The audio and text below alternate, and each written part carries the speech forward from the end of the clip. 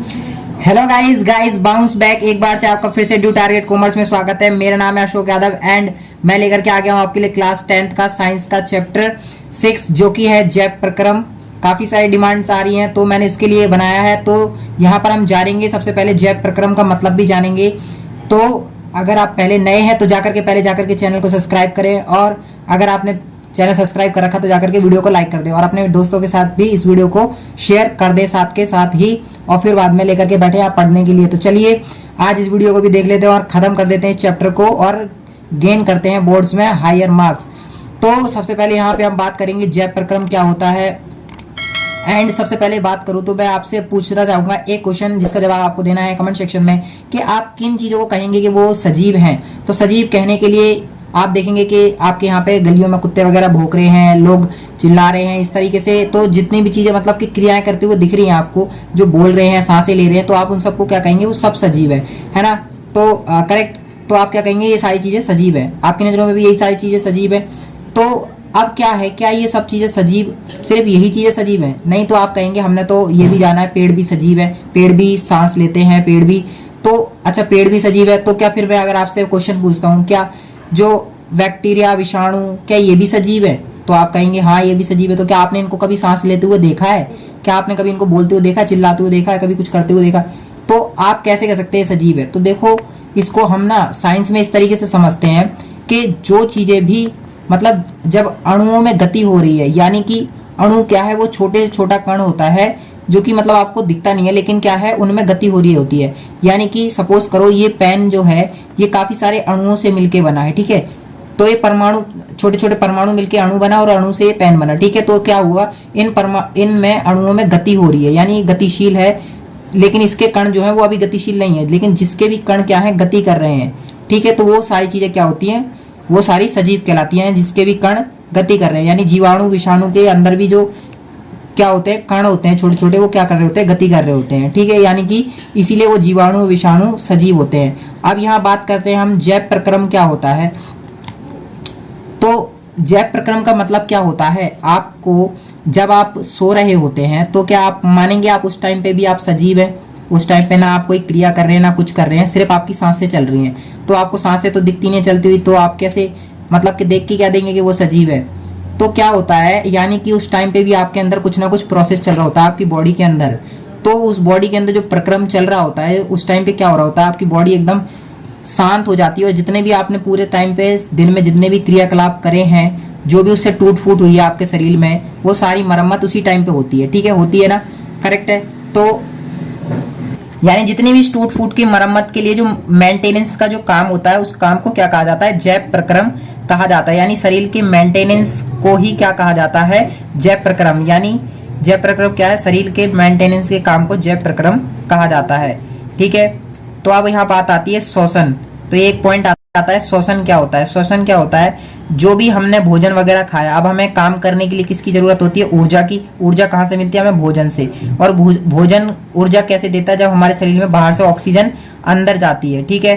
तो उस ऑक्सीजन का अंदर जाना और उसका हमारे शरीर की कोशिकाओं के द्वारा उसको भोजन को तोड़ने में यूज करना, उसे क्या कहलाता है, श्वसन कहलाता है। हम तो श्वसन का मतलब ये समझते हैं सांस लेना, लेकिन श्वसन एक्चुअल में साइंस में क्या होता है, बाहर से ऑक्सीजन लेना, उसको कोशिकाओं के द्वारा यूज किया जाना, किसमें, भोजन को तोड़ने के लिए, उसे श्वसन कहा जाता है। तो अब बात करते हैं उत्सर्जन की। तो जब ऑक्सीजन बाहर से अंदर जाएगी शरीर में और उससे खाने से कुछ ना कुछ ऊर्जा बनेगी, तो कुछ ना कुछ ऐसे पदार्थ भी बनेंगे जो हमारे शरीर के लिए हानि पहुंचाते हैं, है ना। क्योंकि आप पेट साफ करने जाते हैं सुबह, तो कुछ ना कुछ अपशिष्ट पदार्थ भी बनते हैं। उन अपशिष्ट पदार्थों को शरीर से बाहर निकालने की जो क्रिया होती है उसे क्या कहा जाता है, उत्सर्जन कहा जाता है साइंस की लैंग्वेज में, ठीक है। यानी कि शरीर से अपशिष्ट पदार्थों को बाहर निकालने की क्रिया क्या कहलाती है, उत्सर्जन। अब देखते हैं सजीव अपना भोजन कहाँ कहाँ से पाते हैं। यानी हम सब क्या है, सजीव है, सांस लेते हैं, तो हमें क्या कहा गया, सजीव कहा गया है। जो भी चीजें सांस लेती हैं, जिनमें अणुओं में गति होती है।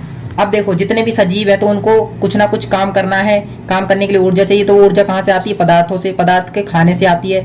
तो वो कहाँ से प्राप्त करते हैं, तो उनकी पोषण की विधि क्या है, पोषण की, कुछ जीव क्या करते हैं, डायरेक्ट, यानी कि डायरेक्ट भोजन प्राप्त करते हैं और उसको खा के उससे ऊर्जा प्राप्त कर लेते हैं। लेकिन हम क्या करते हैं, हम जैसे जीव क्या होते हैं, जटिल, यानी कि जो सरल नहीं है। यानी एक पदार्थ होता है जो डायरेक्ट गया शरीर में और ऊर्जा दे दी, जैसे कि आप ग्लूकोज की बोतल वगैरह चढ़ाते हैं, तो वो क्या होती है, मतलब कि सरल भोजन होता है और डायरेक्ट जाता है और ऊर्जा देता है। लेकिन इधर क्या होता है, कुछ जब हम नॉर्मल जीव होते हैं, जब हमारा शरीर ढंग से काम कर रहा होता है तो हम जटिल पदार्थ खाते हैं और उसको हमारा शरीर क्या करता है, छोटे छोटे टुकड़ों में तोड़ता है। ठीक है, तो इस विधि को क्या कहा जाता है, इसके लिए ना कुछ जैव उत्प्रेरक लगते हैं इस चीज को करने के लिए। यानी हम जो जटिल पदार्थ खाते हैं, रोटी चावल ब्रेड ये सब खाते हैं, ये जटिल पदार्थ होते हैं, इनको सरल पदार्थों में तोड़ने के लिए कुछ जैव उत्प्रेरक की जरूरत होती है। यानी जो इस काम को करेंगे अंदर शरीर में, उन्हें हम एंजाइम्स कहते हैं। एंजाइम्स तो सुना होगा ना। तो जो भी शरीर में जो भोजन को सरल पदार्थों में तोड़ने का काम करते हैं वो क्या कहलाते हैं, एंजाइम्स कहलाते हैं। तो पोषण की कौन कौन सी विधि होती है वो जानेंगे। एंड यहाँ पे आपको समझ आ गया होगा कि एंजाइम्स क्या होते हैं और कौन से जीव सरल पदार्थों से भोजन प्राप्त करते हैं। जैसे पौधे हो गए, वो सरल पदार्थों से भोजन प्राप्त करते हैं। हम लोग क्या होते हैं, जटिल पदार्थों से भोजन करते हैं, मनुष्य। तो देखते हैं आप कौन कौन से पोषण के प्रकार हैं। अब बात आती है पोषण कौन कौन से प्रकार के होते हैं। ठीक है, तो कौन कौन से प्रकार के पोषण होते हैं। तो पोषण की अगर मैं बात करूं तो सबसे पहले आता है स्वपोषी पोषण। आपने शायद स्वपोषी पोषण यानी कि आपने छोटी क्लासेस में पढ़ रखा है। स्वपोषी का मतलब क्या होता है, जो अपना भोजन स्वयं बनाते हैं, यानी कि हम अपना भोजन खुद करते हैं। यानी कि हम किसी के ऊपर डिपेंड नहीं है, भाई हम तो अपना खुद कमाएंगे खुद खाएंगे, इस तरीके से। यानी कि हम स्वयं अपना पोषण खुद ही करते हैं, हमें किसी की जरूरत नहीं है, हम तो खुद बना लेंगे। तो ऐसा कौन करता है, ऐसा करते हैं पौधे। पौधे कैसे करते हैं, ये चीज कैसे करते हैं, वो सबसे पहले क्या करते हैं, क्लोरोफिल और सनलाइट को अवशोषित करते हैं। अवशोषित का मतलब क्या होता है, सोख लेते हैं बाहर से। यानी क्लोरोफिल कहाँ होता है, पत्तियों के ऊपर ना छोटे छोटे से हरे हरे से रंध्र होते हैं, जिसके ऊपर क्या होता है, जिनके ऊपर क्लोरोफिल होता है। ठीक है, आप उसको तोड़ के लाना, कभी आप माइक्रोस्कोप से चेक करेंगे तो आपको उसमें क्लोरोफिल नजर आएगा। ठीक है, तो वो क्या करते हैं, क्लोरोफिल सनलाइट को क्या करते हैं, सोख लेते हैं। क्लोरोफिल सोखता है गाइस। ठीक है, जो पौधों की पत्तियों में पाया जाता है, क्लोरोफिल सनलाइट को सोखता है। एंड क्या करता है, रासायनिक ऊर्जा को, प्रकाश ऊर्जा को, यानी जो सन से उसने एनर्जी प्राप्त करी उसको रासायनिक ऊर्जा में बदलता है।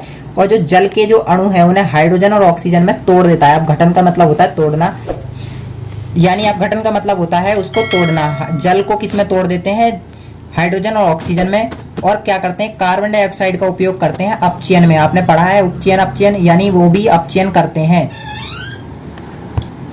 अब बात करते हैं यहाँ पर मरुद्भीय पौधे क्या होते हैं। मरुद्भीय पौधे का मतलब होता है जो ऐसे पौधे जो कि पूरे दिन तो ऑक्सीजन छोड़ते हैं, लेकिन रात के समय क्या होता है, वो कार्बन डाइऑक्साइड छोड़ने लगते हैं। तो वो रात्रि के बीच में क्या करते हैं, कार्बन डाइऑक्साइड लेकर के क्या करते हैं, एक मध्यस्थ पदार्थ बनाते हैं। यानी कि जैसे कि आधा भोजन तैयार कर लेते हैं और फिर सुबह होते ही जैसे उनको ऑक्सीजन सूरज की रोशनी मिलती है, उससे एक अंतिम प्रोडक्ट बनाते हैं, अंतिम उत्पाद बनाते हैं, यानी भोजन बना देते हैं। और क्या करते हैं, ऑक्सीजन बाहर छोड़ते हैं और भोजन बनता है।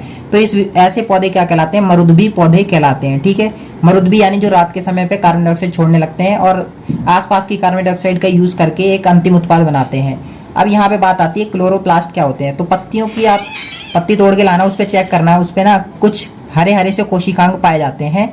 ठीक है, कुछ यानी कि क्लोरोप्लास्ट क्या होता है, पत्तियां ये इस तरीके से पत्ती होती हैं, इसमें कुछ कुछ इस तरीके से छिद्रे छिद्रे से होते हैं। तो इनके ऊपर क्या होता है, ये हरे हरे से जो छिद्रे छिद्रे से होते हैं, इनके ऊपर इनके अंदर क्लोरोफिल पाया जाता है। और जो छिद्रे छिद्रे से होते हैं इनको क्या कहा जाता है, क्लोरोप्लास्ट। और इनके अंदर क्या पाया जाता है, क्लोरोफिल पाया जाता है, जिसका यूज प्रकाश को अवशोषित करने में करते हैं कौन, पौधे। यानी कि पत्तियों में जो क्लोरोफिल पाया जाता है वो सन की प्रकाश को खींचता है। अब आते हैं रंध्र क्या होते हैं गाइस। पत्तियों की सतह पर ना कुछ छोटे छोटे छिद्र होते हैं, छोटे छोटे छिद्र होते हैं जो क्या करते हैं, बाहर से क्या करते हैं, प्रकाश संश्लेषण के लिए गैसों का आदान प्रदान, यानी गैसें अंदर बाहर जा सकें उस चीज को कंट्रोल करते हैं कौन, रंध्र। ठीक है, आई होप गाइज आपको ये समझ आ गया होगा। अगर आपको समझ आया, वीडियो अच्छा लगा है तो वीडियो को जाकर लाइक करें। अगर आप पहले हैं तो जाकर के चैनल को सब्सक्राइब करें और अपने दोस्तों के साथ शेयर जरूर करें। Thanks for watching guys.